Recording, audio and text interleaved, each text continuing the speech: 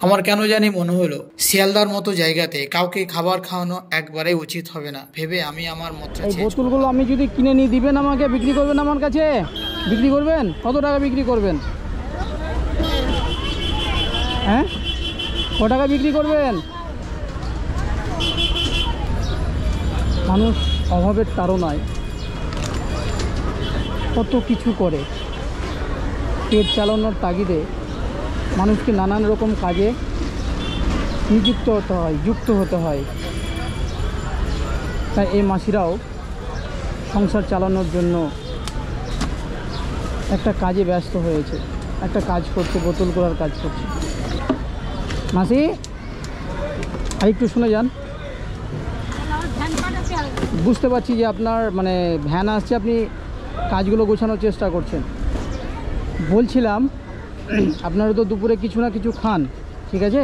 তো আপনারা দুজন আছেন, আমি আপনাদেরকে টাকা দিয়ে দিছি, আপনারা ইচ্ছা মতো কিছু খেয়ে নিয়েন দুপুরবেলায়।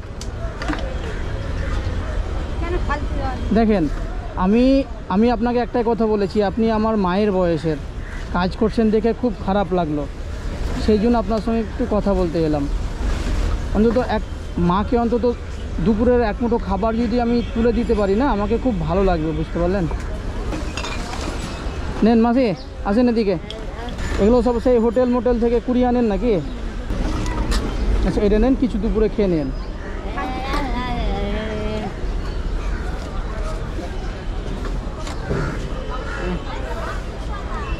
আচ্ছা, একটু আশীর্বাদ করে দিবেন না?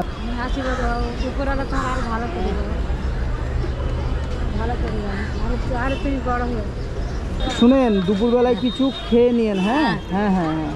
তো মাসি তাহলে থাকেন, আসে। হ্যাঁ,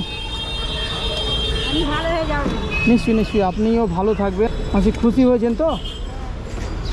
মাসি তাকান দেখি, একদম গোটায় আমার মায়ের মতো লাগছে আপনাকে দেখে, বুঝতে পারি। হ্যাঁ ঠিক আছে মাসি, হ্যাঁ আসছি।